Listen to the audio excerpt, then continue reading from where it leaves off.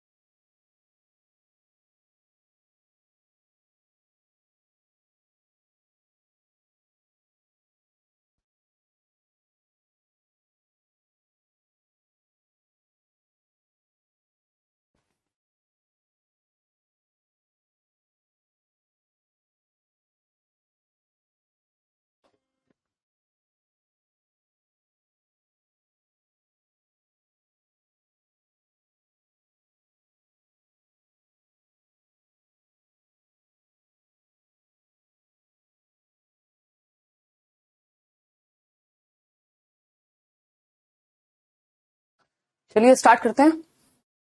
बहुत बढ़िया, देख पा रहे हैं आप अभी? चलिए नारियल पानी पी लीजिए इसी बात पे। देख रहे हो क्या स्कैम चल रहा है? देख लो, इतना पूरा गिलास भी नहीं भर पाता एक नारियल से, हाफ। देखिए खैर, ये सब बातें चलती रहेंगी, हंसी मजाक। समझते हैं कहानी है क्या। बहुत बढ़िया, बहुत ही बढ़िया राखी। अब आगे के एग्जाम्स भी क्लियर करने हैं।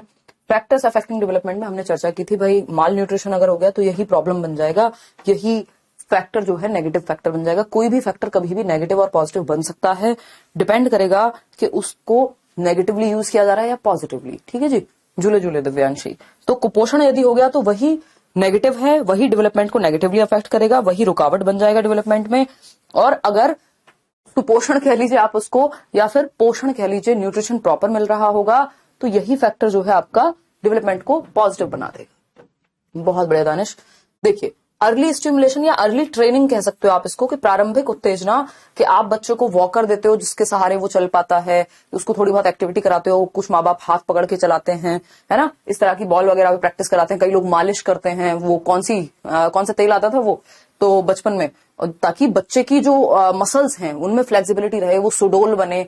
तो ये मैचुरेशन तो अपने आप हो ही रहा है। साथ में जब आप बच्चे को एक्स्ट्रा ट्रेनिंग दे रहे हैं जो कि सही है, अप्रोप्रिएट है, यदि बहुत ज्यादा ओवर ट्रेन नहीं कर दे रहे हैं, तो उस चीज से भी पॉजिटिवली इंपैक्ट आएगा बच्चे के डेवलपमेंट पर।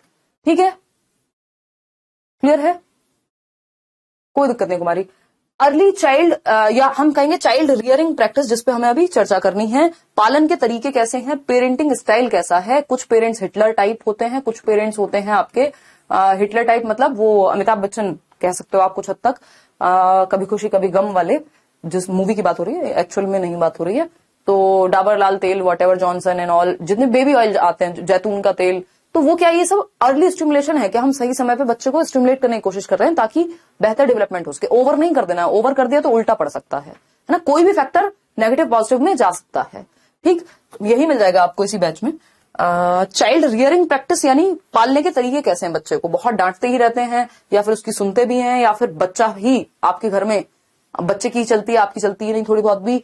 तो ये सारी पेरेंटिंग स्टाइल्स हैं। उससे पहले हम कुछ इंटरनल और एक्सटर्नल फैक्टर्स पढ़ेंगे, जन्म से पहले और जन्म के समय वाले कुछ कारक। इन जनरल अगर हम फैक्टर्स देखना चाहें, जो कि हम देख भी चुके हैं, हेरिडेटरी फैक्टर्स जो हमारे जीन्स या हमारे जेनेटिक्स से रिलेटेड होंगे, डीएनए जन्म से पहले ही निर्धारित हो जाएंगे आपके गर्भ में ही। ये क्लास सीटेट में तो नहीं चल रही गलती से, अब उनको चक्कर आ जाएंगे सीटेट वालों को, अगर मतलब काम की नहीं है उनके। ठीक है,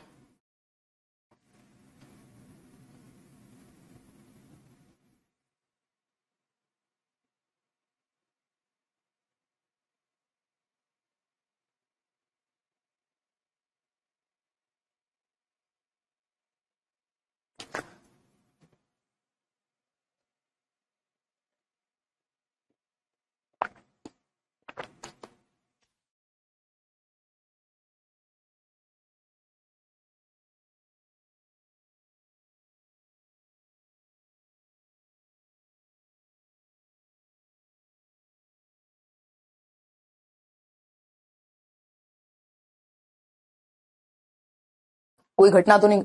देखिएगा, तो ये कुछ इंटरनल फैक्टर्स से इन जनरल फैक्टर्स हम देख रहे हैं। जैसे कि अगर हम बात करें तो हेरिडिटी, आपकी आनुवंशिकता। अगर हम बात करें बायोलॉजिकल और कॉन्स्टिट्यूशनल फैक्टर्स की, यानी आपकी ये जैविक कारक, ये वही हेरिडिटरी का ही दूसरा नाम दे दिया है। इंटेलिजेंस, इमोशनल फैक्टर्स, कोई घटना तो नहीं घट गई बचपन में, कोई इस तरह की कोई इमोशनली कोई सेक्सुअल अब्यूज, घर में बहुत लड़ाई वगैरह देखना, या फिर कोई और ट्रॉमा हो गया बच्चे को, किसी पेरेंट की डेथ हो गई। तो ये सारी चीजें जो हैं वो इमोशनल फैक्टर्स में आती हैं। अगर स्टेबल है बच्चा इमोशनली, अच्छा माहौल मिला है तो अच्छा रहेगा। सोशल नेचर है, जिस समाज में हम रह रहे हैं, जिस कल्चर में, जिस सोसाइटी में हम रह रहे हैं, उसकी बात यहाँ हो रही है। आगे बढ़ते हैं नेक्स्ट पॉइंट पे। अगर हम अदर फैक्टर्स की बात करें तो कुछ अदर फैक्टर्स हो सकते हैं, बिल्कुल हो सकते हैं। ठीक, नाउ आई एम ऑडिबल ना। देखिएगा, पहला है the physical and mental health of the mother during pregnancy, यानी माता की शारीरिक और मानसिक, माता का शारीरिक और मानसिक स्वास्थ्य किसके समय, गर्भाधान के समय माता का शारीरिक और मनोवैज्ञानिक स्वास्थ्य। लिख सकती हूं मैं इसको यहाँ पे, ठीक।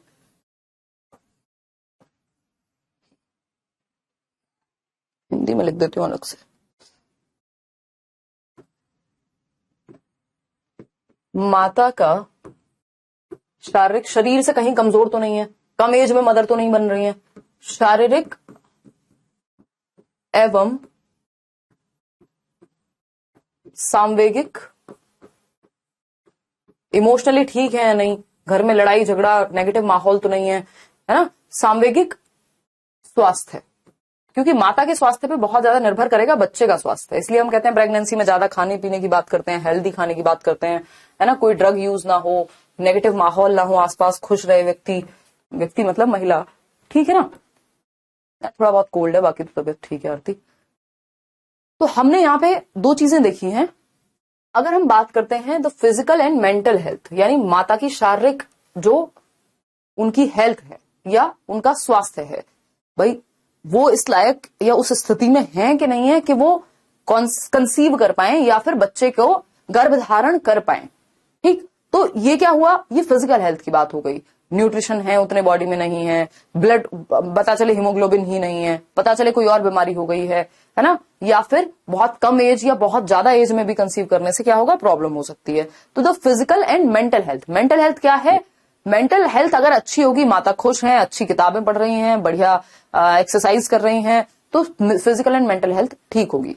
तो कैसी हेल्थ है, नेगेटिव है कि पॉजिटिव, ये आपको देखना है, क्योंकि कोई भी फैक्टर दोनों तरीके से प्रभावित कर जाएगा। तो ये अगर ये नेगेटिव है तो बच्चे का भी डेवलपमेंट फिर बिगड़ सकता है आगे। अगर पॉजिटिव है, बच्चे माता की शारीरिक और मानसिक आयु, वो सारी मानसिक स्वास्थ्य है, तो वो चीज बेटर होगा, ठीक।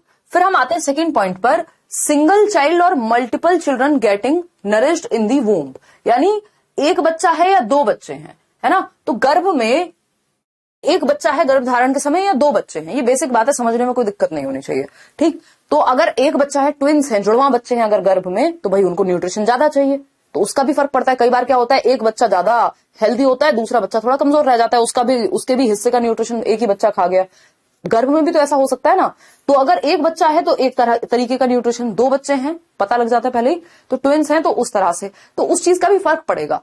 सिंगल चाइल्ड है भाई अगर गर्भ में, तो उस तरह से फिर चीजें होती हैं। अगर दो बच्चे हैं तो फिर उस चीज का भी प्रभाव पड़ेगा, ठीक है। छोटी छोटी चीजों का प्रभाव पड़ेगा, छोटी चीज नहीं कह रही है। थर्ड पॉइंट है the quality and quantity of nutrition received by the embryo with in the womb of the mother, यानी जो क्वालिटी और क्वांटिटी है किसकी, पोषण की, किस मात्रा में और किस गुणवत्ता का भोजन माता जी को कराया जा रहा है बच्चे की, या एम्ब्रियो को रिसीव हुआ है। एम्ब्रियो हमने पढ़ा था ना, भ्रूण को रिसीव हुआ है जब वो गर्भ में था माता के, उस चीज का भी फर्क पड़ेगा। क्योंकि बच्चे के लिए तो ऑक्सीजन भी जो माता जी ले रही है वही ऑक्सीजन है उसके लिए, जो वो खाना खा रही है वही उसके लिए पोषण का काम करेगा, है ना। जिस माहौल में जैसे इमोशंस माता के हैं वैसा ही इमोशन उसके लिए है, ठीक है ना।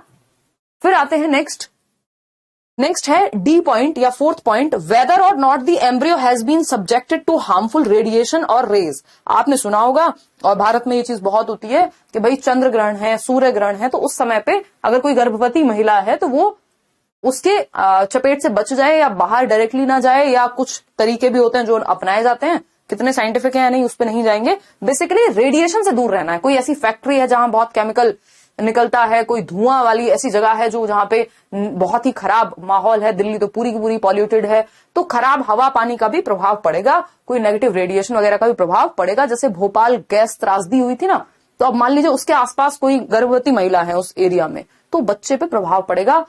जैसे हम जापान की बात करते हैं, तो जापान में क्या हुआ था, जब हिरोशिमा और नागासाकी पे बॉम्ब गिरा तो कई जनरेशन तक प्रभावित हुई, मतलब रेडिएशन का बहुत बड़ा प्रभाव रहा, ठीक है ना। फिर हम आते हैं नेक्स्ट पॉइंट पे, नॉर्मल और एबनॉर्मल डिलीवरी, यानी बच्चा जो है नॉर्मली डिलीवर हो गया या बहुत ही कॉम्प्लिकेटेड डिलीवरी रही है, कोई समस्या हो गई, सिजेरियन या व्हाटएवर। तो सिजेरियन तो फिर भी मतलब ऐसा नहीं है कि उसकी वजह से बच्चे के विकास पे कोई बहुत बड़ा प्रभाव आ जाए, बट अगर कोई और समस्या हो गई है डिलीवरी के समय, ऑक्सीजन कम मिली ब्रेन को, कुछ और हो गया, तो या कोई केमिकल के चपेट में आ गया उस समय पे, तो क्या हो जाएगा, बच्चे के विकास को ये चीज प्रभावित करेगी। अगर ठीक से हुआ है, नॉर्मल डिलीवरी है, सब कुछ सही रहा है, तो क्या होगा, सही से विकास होगा। अगर नेगेटिव हुई हैं चीजें तो गलत प्रभाव पड़ जाएगा, सिंपल बात। नेक्स्ट पॉइंट है any damage or accident to the baby in the womb, यानी कोई भी डैमेज हुआ है यदि बच्चे को गर्भ के समय, या फिर कोई एक्सीडेंट हो गया, माता का हो सकता है एक्सीडेंट, तो तब भी ये चीज प्रॉब्लमेटिक हो सकती है। कुछ ऐसा खा लिया जो बच्चे के लिए ठीक नहीं था, या वूम्ब के लिए ठीक नहीं था, गर्भ के लिए आपके ठीक नहीं था। तो ये कौन से फैक्टर्स हैं? ये सारे फैक्टर्स इंटरनल कहे जाते हैं। क्यों? क्योंकि ये गर्भ के अंदर की बात है ना, ये बाहर नहीं आया बच्चा दुनिया में। ये फैक्टर्स एक तरह से इंटरनल या आंतरिक कारक हैं। अभी गर्भ में है बच्चा, लेकिन ये सारी चीजें बच्चों को प्रभावित कर सकती है माता के माध्यम से। माता का जो विकास है, माता की जो मानसिक हेल्थ है, जो उनकी इमोशनल हेल्थ है, यदि वो अच्छी होगी, रेडिएशन से दूर होंगी, कोई ड्रग, कोई शराब, सिगरेट, बीड़ी, गुटखा, पान, तंबाकू, इन सब से दूर हैं, तो कहेंगे कि भैया बच्चे पे नेगेटिव प्रभाव नहीं पड़ेगा, इन सब के चपेट में आ गई हैं, किसी रेडिएशन की चपेट में आ गई हैं, कोई डबल मतलब ट्विंस हैं या व्हाटएवर, तो इन सब चीजों का पॉजिटिव और नेगेटिव प्रभाव पड़ सकता है। डिलीवरी कैसी हुई है ना, और डैमेज या कोई एक्सीडेंट तो नहीं हो गया है, सीढ़ियों से गिर गई, कुछ और हो गया, मूवीज में दिखाते रहते हैं ना, तो ये सारी बातें। ठीक है, हाँ बिल्कुल कर सकते हो इससे आप माही। तो ये सब इंटरनल फैक्टर्स हो गए जब बच्चा गर्भ में है। अब बात आती है जन्म के बाद की, ठीक है ना। अब बात आती है जन्म के बाद की, environment available after birth. Environment भी तो दो तरह का हो सकता है, इंटरनल और एक्सटर्नल। इंटरनल में हमने बात कर ली, कोई रेडिएशन की चपेट में तो नहीं आई है माता जी, कुछ और तो नहीं हुआ है, खाना ठीक से मिला है नहीं मिला है, एबनॉर्मल डिलीवरी, रेडिएशन और ये सारी चीजें, अल्कोहल एंड ऑल, ये सब आ जाएंगे इंटरनल पे। अब ये एक्सटर्नल फैक्टर्स हैं। सबसे पहले जो बताए थे वो उसमें इंटरनल एक्सटर्नल मिक्स्ड थे, ठीक है ना। जो शुरुआत में बताए थे बायोलॉजिकल फैक्टर्स, तो वो तो इंटरनल हो गए, ठीक है ना। हाँ यार थोड़ा सा थकान है। अब हम बात, वो जनरल फैक्टर्स थे, इनकी बात कर रहे हो ना आप, ये जनरल फैक्टर्स हैं, ये सामान्य तत्व हैं, जो जिसमें हेरिडिटी है तो वो इंटरनल फैक्टर्स भी हैं, वो इंटरनल फैक्टर में आती है अपने आप में। तो हेरिडिटी, बायोलॉजिकल फैक्टर, इंटेलिजेंस, ये भी बहुत हद तक हेरिडिटरी होते हैं, इमोशनल, सोशल नेचर, इन सब पे एनवायरमेंट का भी प्रभाव पड़ता है। तो ये इन जनरल सामान्य तौर पे थे, ये इनको इंटरनल और एक्सटर्नल नहीं कहेंगे। यहाँ पे हमने इंटरनल फैक्टर्स सारे डिस्कस किए, अब हम एक्सटर्नल या जन्म के बाद वाले फैक्टर्स डिस्कस कर रहे हैं, ठीक है ना। शिवम कमेंट ले लिया आपका, रश्मि नहीं, बीपीएससी में साइकोलॉजी नहीं पूछी जाएगी, उन्होंने ऐसा ही कहा है अपने सिलेबस में। देखिए, एनवायरमेंट अवेलेबल आफ्टर बर्थ, यानी जन्म के बाद वाला वातावरण, आफ्टर बर्थ। एक्सटर्नल एनवायरमेंट भी आप इसको कह सकते हो, क्या कह सकते हो, बाह्य वातावरण, एक्सटर्नल एनवायरमेंट। क्लियर है। देखिए पहला point, accidents and incidents in life. बच्चे का जन्म हुआ, बहुत छोटा था, बेड से गिर गया, कहीं लेके जा रहे थे, बाइक से गिर गया, कुछ और हो गया, सीढ़ियों से गिर गया, चलना सीखा था, कहीं स्विच नीचे लगा हुआ था बोर्ड, उसमें उंगली दे दी, करंट लग गया, ब्रेन की डेवलपमेंट पे कुछ हो गई दिक्कत, है ना। कोई गलत दवाई खा ली, कुछ और हो गया, तो कोई भी दुर्घटना हो सकती है।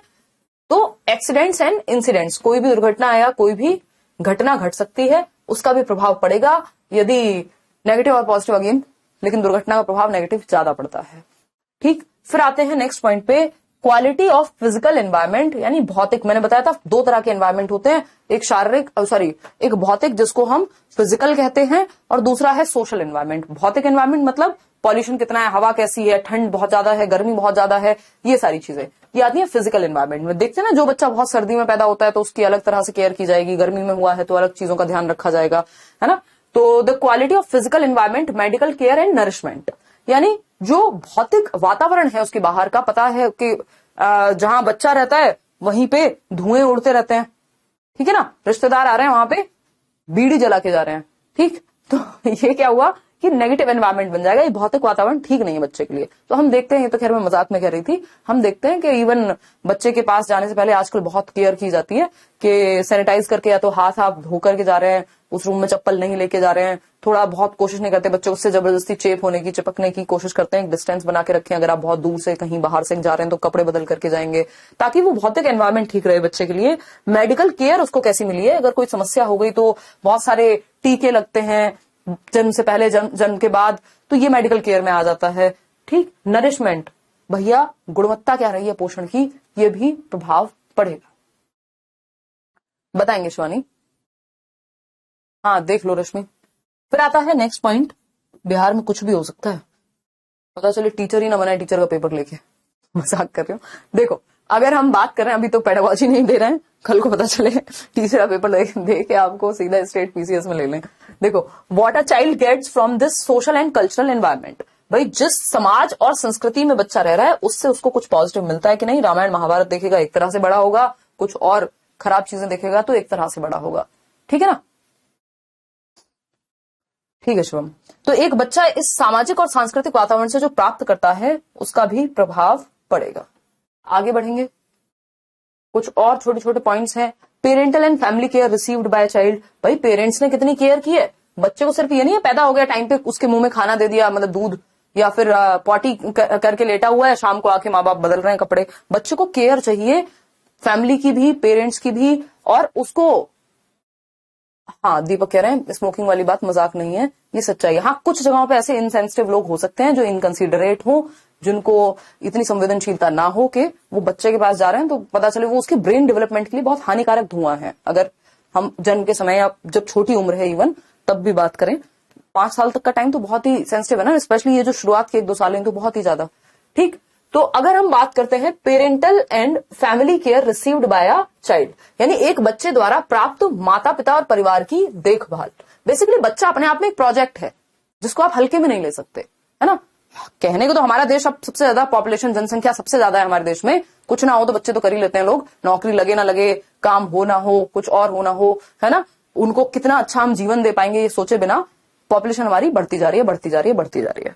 ठीक, जबकि और बहुत सारी समस्याएं, बहुत सारे संसाधनों की समस्याएं इसलिए भी हैं क्योंकि लोग कमाते भी हैं तब भी अगर 5 बच्चे मान लो, कैसे आप, वो जमाने गए ना पुराने। अभी सारी चीजें तो पहले तो खेती से भी जीवन चल जाता था, अभी कहां चल पा रहा है, कितना चल पा रहा है ना। जरा जरा से घरों में रहते हैं हम, शहरों में जाकर के देखिए स्थिति। तो अगर हम बात करें पेरेंटल एंड फैमिली केयर की जो एक बच्चे को रिसीव हुई है, उसको इमोशनली भी कनेक्ट करके रखना है ना। ऐसा नहीं होना चाहिए कि बच्चे को ऐसा नहीं कि 8 महीने का बच्चा है उसको समझ नहीं आता कि उसके पिताजी अगर उसको प्यार करें तो वो उसका इमोशनल डेवलपमेंट अच्छा होगा, उसके अंदर वो ट्रस्ट की भावना आएगी। ठीक है ना, ट्रस्ट की भावना डेवलप होगी। ठीक, हमारे एक फ्रेंड है, बहुत अच्छे, वेल सेटल्ड हैं, अच्छा पैसा कमाते हैं, सारी चीजें हैं, उनको बच्चा हुआ तो ऐसी हमारी बात हो रही थी, 1-1.5 साल का वो शायद था तब बच्चा। तो मैंने कहा सर टाइम दे पाते हैं फैमिली में, घर पे बच्चों के साथ दे पाते हैं टाइम? तो उन्होंने कहा नहीं हिमांशी, जिसको समझ में आए टाइम की वैल्यू उसको देना चाहिए, बड़े हो जाएंगे तब देखेंगे। तो एज अ मेल हम क्या कर रहे हैं, हमें लग रहा है कि यार माता का काम है बच्चे को संभालना, हमें उसको कहां समझ में आ रहा है 1 साल के बच्चे को या 8 महीने के बच्चे को कि पिताजी उसको कितना गोद में ले रहे हैं, वो तो भूल जाएगा बाद में। तो ये भूलने वाली बात नहीं होती, बच्चे के अंदर भावनाएं विकसित होती है, वो सिक्योर फील करता है जब माँ बाप उसको प्रेम करते हैं। ह्यूमन चाइल्ड को क्या चाहिए, वो ट्रस्ट चाहिए, वो वार्मथ चाहिए, वो केयर चाहिए कि कोई गले से लगा के थोड़ा सा उसको घुमा भी दोगे तो उसको अच्छा लगता है। तो ऐसा नहीं कि वो पेरेंटल केयर समझता नहीं है। तो पेरेंटल एंड फैमिली केयर फिर ऐसे ही बच्चे होते हैं जो बाद में माँ बाप को देखते नहीं है मुड़ के। ठीक, तो एक बच्चे द्वारा प्राप्त माता पिता और परिवार की देखभाल। फिर आता है नेक्स्ट क्या है,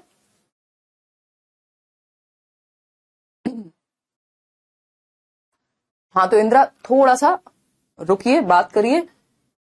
और कुछ भी नहीं तो बहुत सारी चीजें कई बार हाथ में नहीं होती, प्रेशर वाली बात है, तो एटलीस्ट वो वाला काम मत करिए कि, है ना, फिर एक बच्चा होगा फिर कहीं अरे लड़का भी चाहिए था, है ना। ये भी तो हमारे समाज में अभी तक भी जीवित हैं ये चीजें, और शायद और लगेंगे 50-100 साल ठीक होने में। और कुछ लोग अब कर भी रहे हैं, अपनी इंडिविजुअल लड़ाई लड़ रहे हैं कि नहीं अब तो दूसरा भी चाहिए, फिर दूसरा भी नहीं हुआ तो फिर तीसरा भी चाहिए भैया, है ना। जैसे इतनी बेवकूफी की हरकतें हैं, जबकि ना आजकल बेटे साथ में रहते हैं ना बेटियां, और रहने वाले होंगे तो बेटियां भी रह लेंगी। ठीक है, खैर छोड़िए, ये मुद्दा कहीं और चला जाएगा।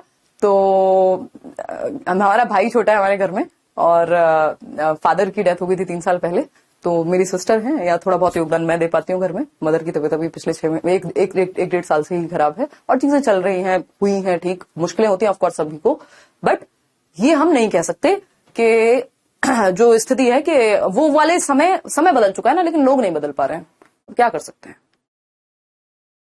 मैं और आप बदलेंगे धीरे धीरे, कोई बात नहीं। चलिए खैर, अगर हम बात करते हैं, कोई कह रहा आप बात में बहुत संवेदनशील बात कह देती हैं। यार जरूरी है ये डिस्कशंस ना, ये जब तक होंगे नहीं तब तक नहीं चीजें बदलेंगी। अब ये क्योंकि आप या तो इनमें बैठ के रो तो वो ठीक है, चलिए। The economic and social status of the parents and the family child. ठीक, मुझे याद है, कभी मैं आपको बताऊंगी, कभी और बात होगी तो लोगों के जो बातें हैं वो चेंज हो जाती हैं समय के साथ। देखिए, the economic and social status of the parents and the family child. भैया आर्थिक स्थिति क्या है घर की, सामाजिक स्थिति क्या है, बच्चा बाहर खेले जाता है, उसको कहता है अरे तुम तो इस जाति के हो, अरे तुम्हारे पापा तो ये करते हैं। तो ये सोशल स्टेटस है कि बच्चे को इज्जत ही नहीं दे रहा कोई, है ना। तो वो अपने आप में वो पिछड़ापन या फिर वो वंचित महसूस करेगा। ऐसा होना नहीं चाहिए, बट होता है, ठीक है ना। अरे कुछ नहीं होता अजीत, ये सब बेकार की बातें हैं, सब अपना अपना जीवन जीते हैं। और मतलब ये बात मैं आपको वैसे बता रही थी कि मतलब हम जो लड़का लड़की की बात कर रहे हैं, तो we are taking care of our mother and everything is great. वो खुद अपने आप में बहुत सक्षम रही हैं। तो ऐसा नहीं है कि मतलब अगर ध्यान रखने वाले होंगे तो वो बेटियां भी हो सकती हैं, बेटे भी हो सकते हैं।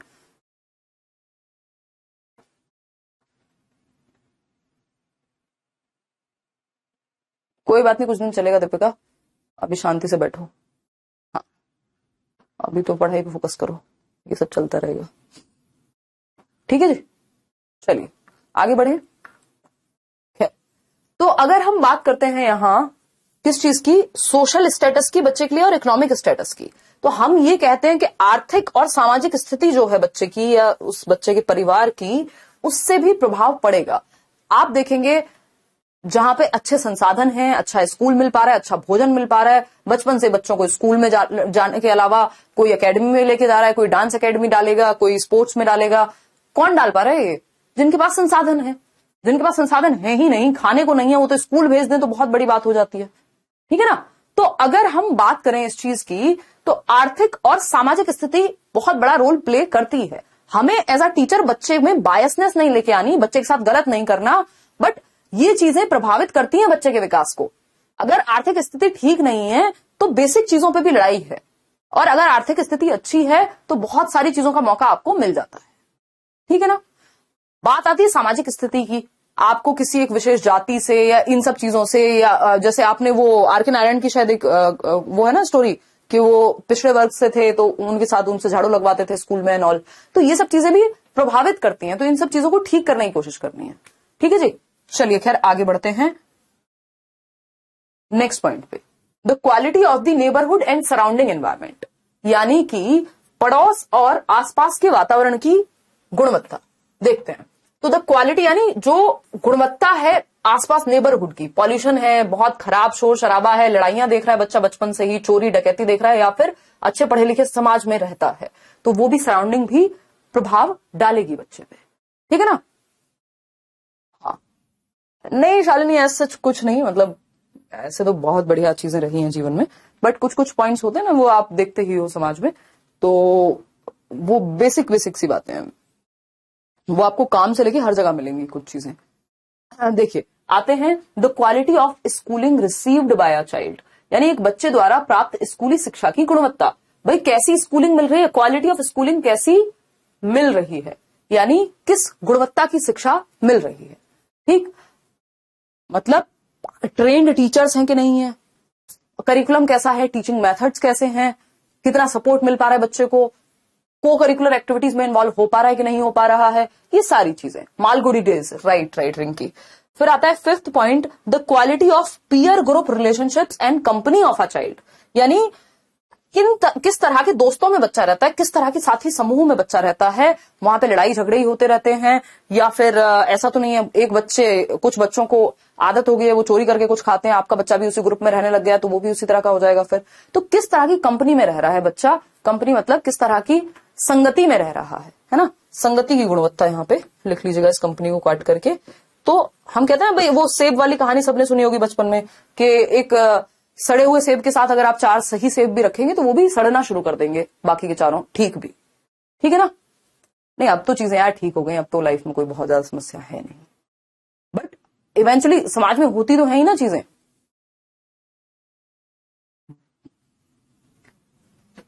अब कोई बोले तो क्या बोले, अब तो जवाब ही इतने सारे मिल गए। देखिए अब आते हैं नेक्स्ट पॉइंट पे, सिक्स्थ पॉइंट है द क्वालिटी ऑफ, लेकिन आपके आसपास इस तरह की चीजें हमेशा होती रहेंगी। आप अगर एक ऑब्जर्वेंट व्यक्ति हैं तो आप देखेंगे आसपास की स्थिति, ये सब मुद्दे, ऐसा नहीं है कोई चीज आपको तभी दुखी या परेशान कर सकती है जब वो आपका अपना पर्सनल दुख हो। आप दूसरों के दुख को या परेशानी को देख के, समाज में कोई समस्या को देख के भी पीड़ित महसूस कर सकते हैं, बेसिकली समस्या में महसूस कर सकते हैं, या वो पेन फील कर सकते हैं। हमें दूसरे का दर्द महसूस नहीं होता तभी तो चीजें नहीं बदलती ना। एजुकेटेड कुछ नहीं है, लोग लिटरेट कहते हैं उनको। शशिकला, जो देखो निकल के आ रहे हैं ना मुद्दे, समस्याएं, लड़कियों के आधार पे क्या क्या नाटक हैं समाज में। खैर कोई बात नहीं, सभी नहीं है, बदल भी रहे हैं लोग, ऐसा नहीं है, बट अभी भी बहुत बदलाव की जरूरत है।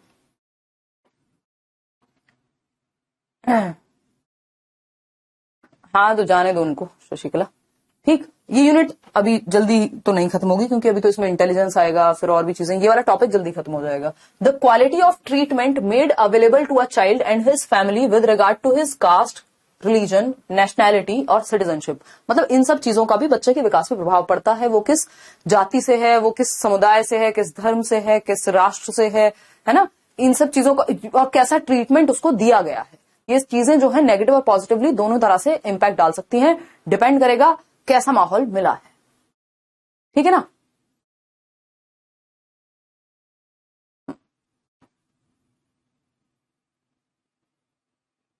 नहीं नहीं तो मेरा बचपन बहुत प्यारा था यार। चलिए आते हैं, नेक्स्ट पॉइंट क्या है, the quality of educational and vocational facilities and opportunities available to a child. यानी किस गुणवत्ता की शैक्षिक सुविधाएं बच्चे को मिली हैं, vocational facilities, option, career counselling and all, इन सब के अवसर कितने प्रदान किए गए हैं बच्चे को। आगे बढ़ते हैं नेक्स्ट पॉइंट पे। नेक्स्ट पॉइंट है आपका the quality of the government.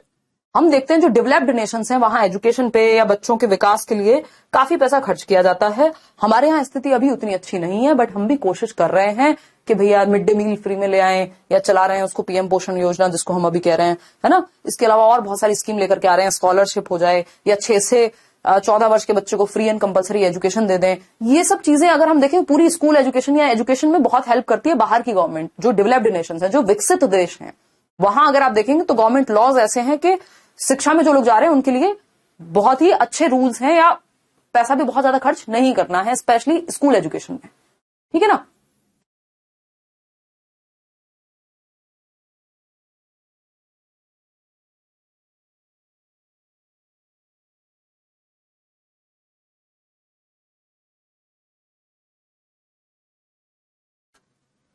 हाँ देखो ऐसी समस्याएं भी है, कितना दुख निकल के आ रहा है आप लोगों का, है ना। कनिका कह रही हैं कि उनके दादाजी को, ग्रैंड फादर मतलब नाना होंगे, दादा होंगे, वॉट तो उनको लगता है कि ज्यादा नहीं पढ़ाना चाहिए, और वो आयुर्वेदिक डॉक्टर हैं लड़कियों को, नहीं तो उनके लिए लड़के नहीं मिलते। ये भी इस तरह की बहुत सारी चीजें आपको समाज में मिल जाएंगी। समाज में टेंशन नहीं चाहिए लोगों को, है ना। लड़की को पढ़ा दिया, कामयाब हो गई, फिर अपने अनुसार नहीं चली तो, है ना, तो उनको कह देना चाहिए कोई बात नहीं, लड़के आजकल मिल जाते हैं, बहुत बड़ी दुनिया है, ठीक है। छोड़ो ये सब बातें तो चलती रहेंगी, मुद्दे से मत भटको, बट कोई बात नहीं, ठीक है, ये डिस्कशंस भी होने चाहिए, है ना। देखिए, तो अगर हम बात करते हैं the quality of the government, the quality of the government, मैं चाहती हूँ, मुझे बहुत मन करता है ऐसे लोगों के साथ बैठने का, है ना, उनको बहुत प्यार से तर्क करने का, वितर्क करने का। देखिए, the quality of the government यानी गुणवत्ता क्या है वहां की सरकार की, लॉज कैसे हैं वहां, नियम कैसे हैं, ऑर्गेनाइजेशंस कैसी हैं, एनजीओ कैसे वर्क कर रहे हैं, ठीक है ना। हाँ लड़कियों को पढ़ाएंगे तो सुनेंगी नहीं, मतलब दुख है लोगों को कि दो इंडिविजुअल्स को बराबरी का अधिकार अगर मिल गया तो हमसे कुछ छिन जाएगा। वंदना नौकरी पे फोकस करो, सब हो जाएगा, थोड़ा ड्रामा होगा बस। समाज, सरकार, कानून और संगठन की गुणवत्ता जिससे बच्चा संबंधित है, फर्क पड़ेगा। पॉपुलेशन बहुत ज्यादा पॉपुलेटेड एरिया में रहता है ना, उसका भी फर्क पड़ेगा। एग्जैक्टली विजय, बहुत बढ़िया वंदना। चलिए फिर आता है next point, the quality of the power and status enjoyed by the country to which a child belongs. भैया किस देश का बच्चा है ना। अमेरिका का गरीब और भारत के गरीब में तो जमीन आसमान का अंतर हो जाएगा, वहां के गांव और यहाँ के गांव में बहुत अंतर आ जाएगा बहुत सारी चीजों का, है ना। वहां लड़ाई स्टेटस की ज्यादा है, यहाँ लड़ाई रोटी की भी है अभी, ठीक। भूखे लोग वहां भी मिल जाएंगे, लेकिन इन कंपैरिजन अगर देखें तो बदलेगा शिप्रा, धीरे धीरे बदलेगा, लड़ाइयां या डिस्कशंस कर करके बदलेगा। हाँ एग्जैक्टली शिवी, यही बात है। जब हमारे पास जवाब नहीं होते, अच्छे तर्क नहीं होते डिस्कशंस के लिए, तो फिर यही कह दिया जाता है कि the quality of the power and status, किस तरह की पावर या स्टेटस है। अब सीरिया का बच्चा है, अगर वहां लड़ाई चल रही है या वहां स्थितियां खराब ही रहती हैं, अफगानिस्तान में अगर आप एक फीमेल हैं, सोचिए क्या स्थिति होगी, है ना। तो पावर और स्टेटस क्या है उस तरह का, या आप अफगानिस्तान के बच्चे हैं या फिर आप सीरिया के बच्चे हैं, यूक्रेन में युद्ध चल रहा था वहां हैं अगर आप, तो किस तरह की पोजीशन में आप हैं, किस स्टेटस में है आपकी कंट्री, उसका भी आपके विकास पे प्रभाव पड़ेगा।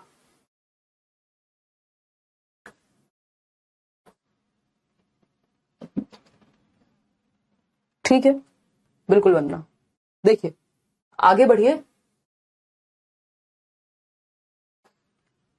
डेविएशंस इन डेवलपमेंट, अब ये कुछ 2-3 बातें हैं। शालिनी कह रही है अपने यहाँ के अमीर वहां के गरीब, ये तो डिपेंड करता है कि कैसे अमीर है ना। एक क्राइटेरिया होता है कि भाई 50 लाख से कम है अगर इनकम, तो वहां फिर आप अमीर तो नहीं कहलाएंगे। इस तरह का कुछ अलग अलग कंट्रीज का अलग अलग क्राइटेरिया। हमारे यहाँ के अमीर खतरनाक अमीर भी हैं, है ना। उनके बारे में क्या देखना है। अरविंद, मैं मिली हूँ सुहानी शाह से, तो अभी कुछ टाइम पहले हम लोग बैठे हुए थे साथ में।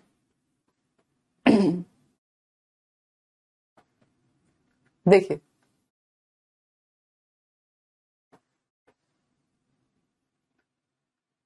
चलिए, बहुत बड़े पेपर। चलिए नेक्स्ट समझते हैं कहानी विकास। अब 2 मुद्दे हैं। अगर ये सब चीजें ठीक से हुई, ये फैक्टर्स पॉजिटिवली रोल प्ले किए, ये जो तत्व हैं जितने भी हमने विकास से संबंधित, चाहे वो इंटरनल फैक्टर्स हों एक्सटर्नल फैक्टर्स हों, अगर ये पॉजिटिव रहे तो चीजें ठीक है। नहीं तो 2 चीजें हो जाएंगी अगर ये नेगेटिव हुए तो फैक्टर।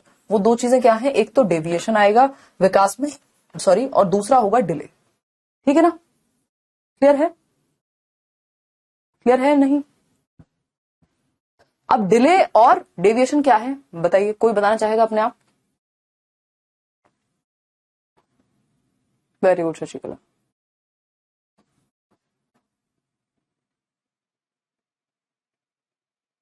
वेरी गुड, बहुत बढ़िया। चलिए पीडीएफ सेंड हो जाएगी जी, कोई बात नहीं। सुषमा देखिए, डेविएशंस इन डेवलपमेंट यानी विकास में विचलन।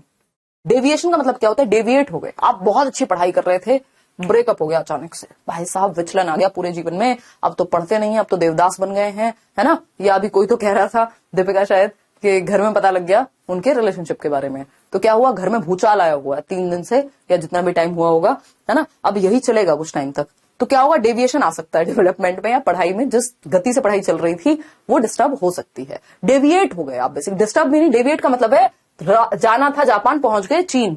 ठीक, तो जाना तो इधर था लेकिन इधर भटक गए। कई लोग कॉलेज पढ़ने जाते हैं और फिर वहां से नशे करके निकलते हैं, है ना। गए थे क्या करने, पढ़ने,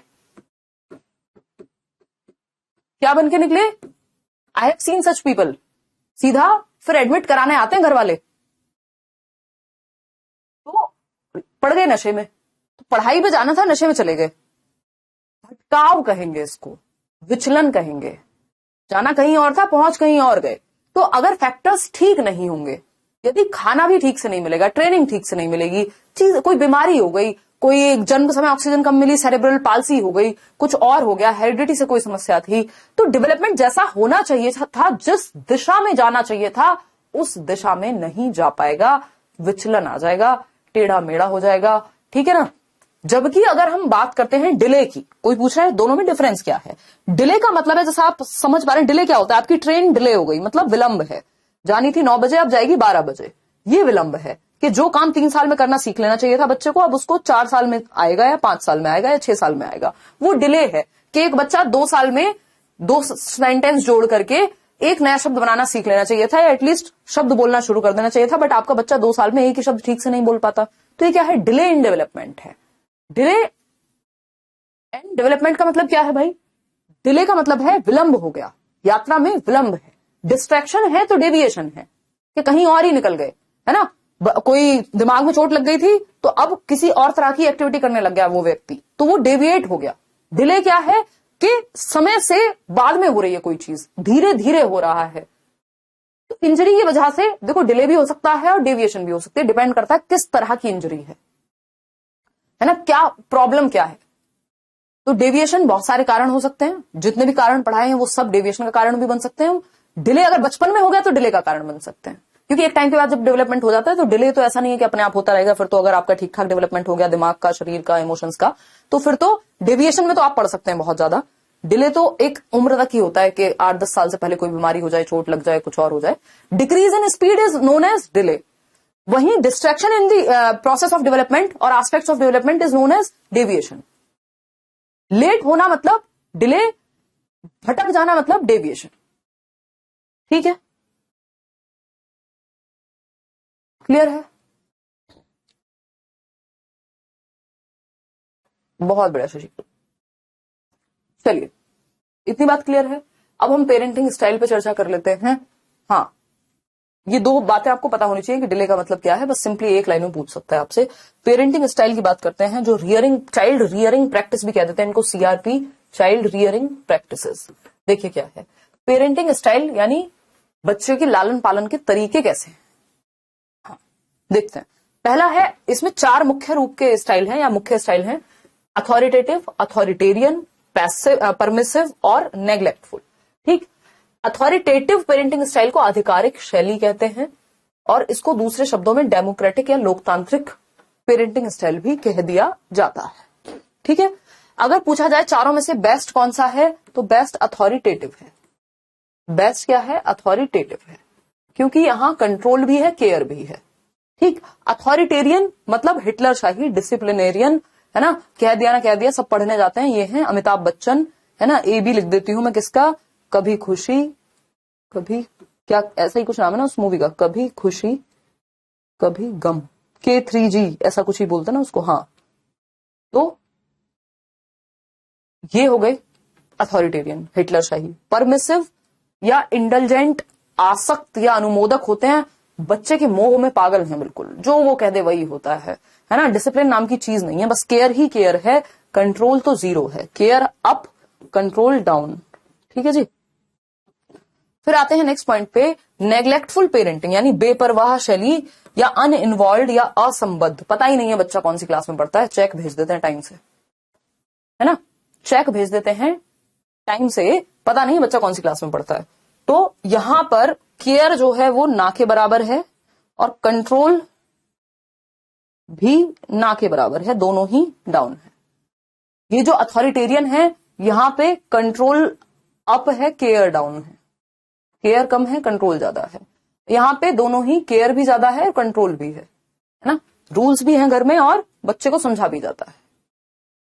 ठीक है। हाँ, अथॉरिटेटिव में कह सकते हो आपके शाहरुख खान, वही कभी खुशी कभी गम में, कि उनके यहाँ रूल्स भी हैं लेकिन प्यार मोहब्बत से वो रूल्स चेंज भी हो जाते हैं। हाँ, मोहब्बतें तो खतरनाक डिसिप्लिनेरियन का एग्जाम्पल है, अगर बहुत बढ़िया एग्जाम्पल आपने दिया है नम्रता। अथॉरिटेरियन जो वो मोहब्बतें मूवी वाले अमिताभ बच्चन है, वो तो एकदम हिटलर शाही ही है ना। कभी खुशी कभी गम वाले में फिर भी गुंजाइश है। ठीक है ना, क्लियर है? हाँ हाँ नीतीश, बिल्कुल अलग रहेगा, वो आप देखेंगे, क्योंकि ये सब्जेक्ट अलग है। यहाँ हम हिंदी इंग्लिश मैथ्स में ये नहीं कह रहे वो सब्जेक्ट्स खराब हैं, बट यहाँ स्टोरीज के थ्रू ही आप सीख सकते हैं। और अगर डिस्कशन के थ्रू नहीं सीखेंगे तो फिर रट्टे लगाएंगे तो पेपर में ठीक नहीं हो पाएगा, क्योंकि बहुत सारे क्वेश्चन कॉन्सेप्चुअल आते हैं। कॉन्सेप्चुअल के लिए आपको कॉन्सेप्ट पता तो होगा, तब तो आप पहुंच पाएंगे उत्तर तक, कि नहीं पहुंच पाएंगे? बताइए, किस चीज की नेहा? चले। हाँ, तो अगर हम बात करते हैं यहाँ, तो ये 4 मुख्य स्टाइल है। अभी तो समझेंगे, अभी तो कुछ बात ही नहीं हुई, अभी तो मैंने बस आपको इंट्रोडक्शन दिया है, अभी तो बात करेंगे, इनको एक एक को समझेंगे, डोंट वरी, टेंशन मत आ जाया करो यार।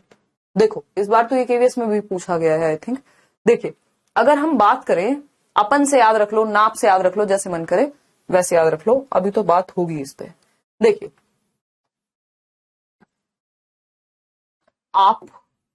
आपू से याद रखो इसको तो आप, ठीक है ना। देखो, अगर हम बात करते हैं यहाँ अथॉरिटेरियन की, जिसको अधिनायकवादी या सत्तावादी कहेंगे। अधिनायकवादी क्या है? थोड़ा से कंट्रोल रखते हैं, है ना, रूल सेट है, रात को 11 बजे घर पे आना है वापस, ये हो गया अथॉरिटेरियन। लेकिन बच्चे से बात हुई, कोई इवेंट है किस दिन, कोई बात नहीं 1 बजे आ जाना या मैं साथ में चल लूंगा, ये हुआ अथॉरिटेरियन पेरेंटिंग स्टाइल। कि आपने बच्चे को बहुत ज्यादा कंट्रोल भी नहीं किया हुआ, जरूरत पड़ने पे वो रूल्स डिस्कशन के थ्रू चेंज भी हो सकते हैं, बच्चे से चर्चा की जा सकती है, लॉजिकल बात की जा सकती है, तब। ठीक है जी, क्लियर है बात? कोई दिक्कत परेशानी दर्द समस्या अगर इस बात को समझने में हो रही है तो आप बता सकते हैं, नहीं हो रही है तो भी आप बता सकते हैं। ठीक है जी, क्लियर है इतनी बात, या कोई समस्या है इस बात को समझने में? वो भी बता देंगे पूजा। हाँ, बहुत हेल्प हो रही है, ठीक है। नहीं, focus on obedience punishment over discipline, यानी बच्चे की बात भी मानी जाए, उससे बात भी हो, पनिशमेंट जरूरत पड़ेगी तो यहाँ पे आ सकती है। यानी दो चीजें हैं, कंट्रोल भी हाई है, यानी बच्चे पे कंट्रोल भी है और केयर भी हाई है, उसका ध्यान भी रखा जा रहा है। ठीक, फिर आता है ये तो भाई अथॉरिटेरियन है यार, अथॉरिटेटिव बोल दिया मैंने, आपको बता दिया अथॉरिटेरियन और यहाँ पे अथॉरिटेटिव बोल दिया। देखिएगा एक बार फिर से पढ़िएगा। अथॉरिटेरियन तो पूरा वो है, सत्तावादी कह लो आप इसको, हिटलर शाही है ये तो, है ना, हिंदी में जो है कह लो, वो मैंने आपको लिखवा दिया है। तो ये बिल्कुल की बात मानिए, पनिशमेंट ओवर डिसिप्लिन, डिसिप्लिन करना नहीं करना उससे फर्क नहीं पड़ता, तुरंत पनिशमेंट मिल जाएगी। तो ये वही मोहब्बतें वाले अमिताभ बच्चन है, हिटलर टाइप माँ बाप हैं, जहां केयर लो है और कंट्रोल ज्यादा है। क्या है, केयर कम है, कंट्रोल ज्यादा है बच्चे पे, यानी डिसिप्लिन ज्यादा है, जरूरत से ज्यादा है। ठीक, फिर अगर हम बात करते हैं, हाँ मैंने उल्टा बोल दिया था, मेरे दिमाग में ना वो पहले वाला ही स्लाइड था कि पहले अथॉरिटेटिव लिखा होगा, मैंने ध्यान देना भूल गई, अथॉरिटेरियन उधर चार्ट में है। अथॉरिटेटिव है जो बेस्ट स्टाइल है, जो मैंने अभी आपको बताया था कि अगर 11 बजे आने का टाइम है घर पे तो 1 बजे वो हो सकता है कभी जरूरत पड़े तो बात करके। तो ये अथॉरिटेटिव पेरेंट्स हैं, ध्यान भी रखते हैं बच्चे का और कंट्रोल भी रखते हैं कि कहीं गलत दिशा में ना चला जाए। तो केयर और कंट्रोल दोनों होते हैं यहाँ पे। ठीक है जी, तो क्रिएट पॉजिटिव रिलेशनशिप और एनफोर्स रूल्स, रूल्स भी हैं और पॉजिटिव रिलेशन भी है, बच्चे से बात भी करते हैं आप। ठीक, केयर भी ज्यादा है, कंट्रोल भी ज्यादा है, इसीलिए ये बेस्ट है। फिर है परमिसिव, अब ये जीवन भर नहीं चलाना होता है, यहाँ इंडिया में बच्चे बच्चे ही रह जाते हैं ना, पूरा जीवन निकल जाए तब भी। तो परमिसिव है अनुमोदक, इनके यहाँ don't force rules, kids will be kids, कि भैया बच्चे तो बच्चे होते हैं, करने दो जो कर रहे हैं। तो ये जो है, मुझे लगता है मैं ऐसी पेरेंट भी बन सकती हूँ मजाक कर रही हूँ। खैर ये देखो, परमिसिव की अगर हम बात करें तो परमिसिव में क्या है कि बहुत ज्यादा रूल्स होते ही नहीं है, केयर ही केयर है, बैलेंस नहीं है केयर का, बस केयर ही केयर है भर भर के। अरे मेरा बच्चा, मम्मी पीछे से चुपके से 5,000 रुपए दे देती है बेटे को, बेटों के साथ बहुत होता है ना हमारे समाज में, यानी अब बेटी भी हो सकती है आज के समय में। तो केयर तो इतनी ज्यादा है, कंट्रोल है नहीं। तो या तो ये बिल्कुल साइंटिस्ट ही बनेंगे या फिर तूफानी कुछ उल्टा मुल्टा ही करेंगे अपने जीवन के साथ, है ना। कंट्रोल कम, केयर ज्यादा। फिर आता है आपका अनइन्वॉल्व पेरेंट्स, इनको पता ही नहीं है कहां जा रहे हैं बच्चे, कहां से आ रहे हैं। ठीक है ना, कोई कह रहा है हमारी फैमिली जो है,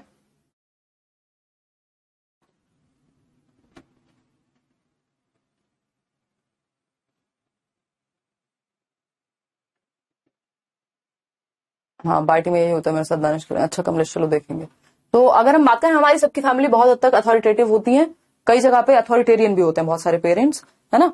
तो अनइन्वॉल्व है, जिनको पता ही नहीं है, ये इग्नोरेंट है, ना पता बच्चा कौन सी कक्षा में पढ़ता है, कब आ रहा है, कब जा रहा है, उसके दोस्त कौन है, कैसा बन रहा है, किन नशों में पड़ रहा है, किस आदत का शिकार हुआ है, कुछ नहीं पता इनको।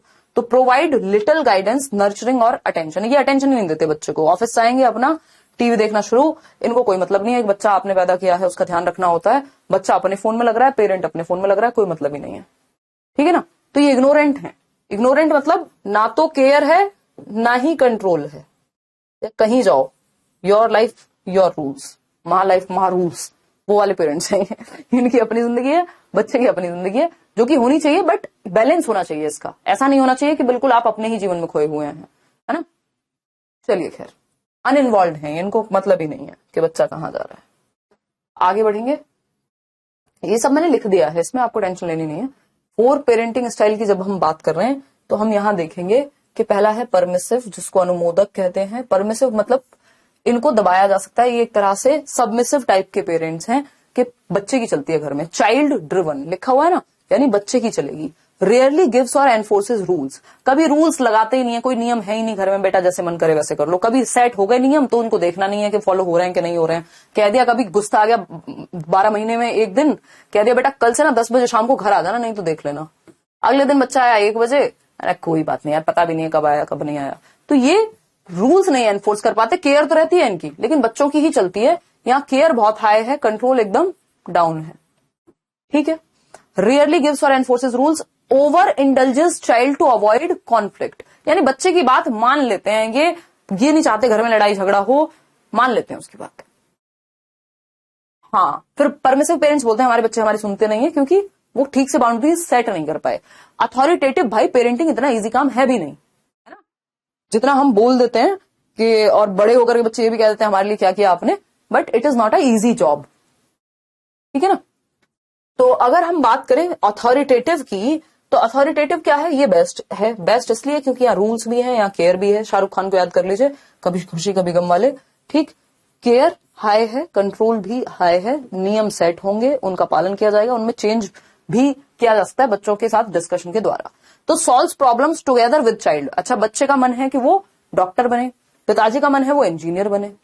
अब बैठ के डिस्कस कर रहे हैं कि बेटा मैं इसलिए चाहता हूं कि तुम इंजीनियर बनो, बच्चा बता रहा है लेकिन मैं इसलिए चाहता हूं कि मैं डॉक्टर बनूं, है ना। तो दोनों मिलकर के डिस्कशन कर रहे हैं।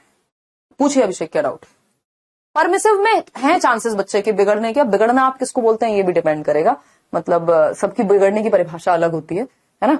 अब ये वैसी सी ही बात हो गई कि किसी को रात को घूमना पसंद है तो वो कुछ गलत काम ही कर रहा होगा, ये जरूरी नहीं है। तो इट डिपेंड्स कि हम बिगड़ना किसको कह रहे हैं, ठीक। अपने जीवन के अगेंस्ट अगर आप नहीं जा रहे हैं, अपना जीवन ही खुद खराब नहीं कर ले रहे हैं, या जरूरत पड़ने पे परिवार के काम नहीं आ पा रहे हैं, तो मैं कहूंगी कि हाँ आप थोड़े से भटक गए हैं जीवन में। अदरवाइज अब उसके पीछे भी कई सारे,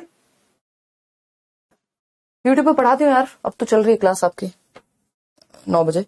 sets clear rules and expectations, ये बता देते हैं कि भैया हमारी तुमसे ये अपेक्षा है, बाकी तुम्हारी मर्जी है, बताओ हमें, डिस्कस करो, तब बढ़ेंगे आगे। Open communication and natural consequences, बच्चा अगर गलत कर रहा है तो आप बता देते हैं बेटा इसका ये हो सकता है, इस चीज का प्रभाव कल को ये हो जाएगा, फिर देख लेना, ये हो सकती है समस्या, फिर भी मैं तुम्हारे साथ हूं, देख लो, इसमें डिस्कस कर लो, चर्चा कर लो, थोड़े दिन विवाद भी हो सकता है, बट केयर कंट्रोल दोनों हैं, ठीक है। चलिए खैर आगे बढ़ते हैं। कोई महत्वपूर्ण नाम नहीं है, कोई एक व्यक्ति नहीं है जिसके लिए पेरेंटिंग स्टाइल को पूरा वो दे दें हम क्रेडिट। देखिए फिर आता है नेग्लेक्टफुल स्टाइल। नेग्लेक्टफुल क्या है इनको पता ही नहीं है, ये तो इग्नोरेंट पेरेंट्स है। क्या है ये, इग्नोरेंट है, ठीक। ना केयर है ना कंट्रोल है, केयर भी लो कंट्रोल भी लो, ठीक है। तो अगर हम बात कर रहे हैं तो यहां पे अनइन्वॉल्व और एब्सेंट ये होते ही नहीं है। पिताजी तो बाहर ऑफिस में ही रहते हैं या अपने बिजनेस टूर पे रहते हैं, है ना। ऐसे बहुत सारे लोग आपको मिल जाएंगे। अभी शायद मैं कुछ टाइम पहले कोई किताब पढ़ रही थी, विजय माल्या जी के पुत्र हैं। वैसे तो हमारा देश उनको बुरा बुरा कहता ही है और कहना चाहिए भी, जो स्थिति या जो चीजें हुई हैं। तो उन्होंने कोई किताब लिखी हुई थी तो उसमें उन्होंने लिखा हुआ था पिताजी एब्सेंट ही रहते थे ज्यादातर समय, तो शुरुआत के सालों को छोड़ देंगे थोड़ा बहुत। तो अनइन्वॉल्व पेरेंट्स कौन से हैं, चेक तो आता है इनका बट खुद नदारद रहते हैं, है ना, ये चेक वाले पेरेंट्स हैं, या आजकल अकाउंट में ट्रांसफर हो जाता होगा। तो और हो सकता है ये सबके केस में संभव नहीं है, हो सकता है चेक भी ना आता हो। अगर पेरेंट्स ही गरीब हैं और अनअवेलेबल भी हैं, अपने में लगे रहते हैं, कहीं और ही है, चल रहा है उनका जीवन, तो चेक भी नहीं आएगा और उनको बस बच्चे पैदा किए उन्होंने, पता नहीं है कहां गए कहां नहीं, ठीक। तो प्रोवाइड्स लिटिल नर्चरेंस और गाइडेंस, ना तो ये गाइडेंस देते, ना ये नर्चर करते बच्चे को, ना उसके साथ समय बिताते। Indifferent to child socio emotional and behavioural needs, बच्चा आपसे टाइम डिमांड कर रहा है, बच्चा चाहता है आप उससे बातें करें, या वो क्या चाहता है जीवन में इस बात पे ध्यान ही नहीं है। बच्चे का मन है अपनी मर्जी से शादी करने का, है ना, इनको तो फर्क ही नहीं पड़ता, भैया जो मन करे कर लो। पिछले वाले जो है वो डिस्कशन कर सकते हैं, अथॉरिटेरियन जो है उनके यहाँ डिस्कशन नहीं होता, उन्होंने कहते हैं जो हम, लड़की तो भैया हमारी पसंद की आएगी, लड़का तो हमारी पसंद का आएगा, वो अथॉरिटेरियन है, ठीक है। पेरेंट ड्रिवन, यहाँ पे ये पेरेंट ड्रिवन है। चाइल्ड ड्रिवन कौन सा था, ये आपका परमिसिव वाला चाइल्ड ड्रिवन था। दोनों का जो कॉम्बिनेशन है वो अथॉरिटेटिव है। अथॉरिटेरियन ये वही मोहब्बतें वाले कौन है, अमिताभ बच्चन है। Strict rules and punishment, set strict rules and punishment, one way communication with little consideration, एक तरफा बात होती है सिर्फ, है ना, क्या होती है, एक तरफा ही बात होती है इनके यहाँ, बस पिताजी तो कमांड करके जाते हैं, कोई कंसिडरेशन नहीं है बच्चे के सोशियो इमोशनल और बिहेवियरल नीड्स का। इन्होंने कह दिया शादी इससे होगी चाहे तुम कुछ भी कहो, ठीक, या ये वाली नौकरी करोगे, इस वाले फील्ड में जाओगे, बाकी बातें हमें सुननी ही नहीं है, तुम्हें क्या पसंद है हमें फर्क नहीं पड़ता। तो इनके यहाँ कंट्रोल बहुत ज्यादा है और केयर कम है, क्योंकि अगर केयर होगी तो फिर आप जिसकी केयर होती है उसको ओवर कंट्रोल नहीं कर सकते आप कभी भी, ठीक है। तो ये दो फिनोमिना इसमें चलते हैं, केयर और कंट्रोल के, या लव और कंट्रोल के, जो आप कहना चाहें। बहुत कम चांस है यार, अब तो पर मुश्किल ही है, केवीएस हाई जाएगी मेरिट। चलिए खैर आज के लिए इतना ही रखेंगे। ये कुछ 4 चीजें थी कि बच्चों की प्रॉब्लम्स और साथ में सॉल्व करते हैं ऑल। और इस पे कुछ क्वेश्चंस हैं, अगर आप चाहें तो मैं आपके साथ डिस्कस कर सकती हूँ। पहला क्वेश्चन है आपके सामने, जवाब दीजिएगा, फिर हम आगे बढ़ेंगे।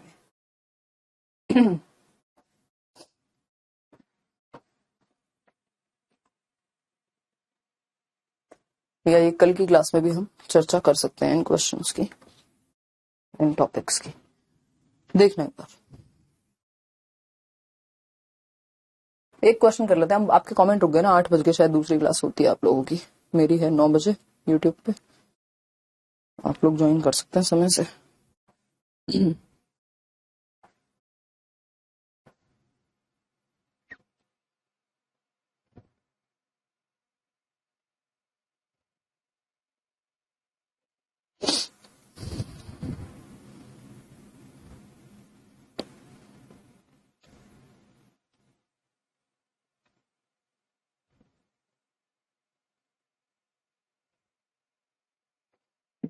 देखिएगा, एक क्वेश्चन करते हैं फिर छुट्टी करेंगे।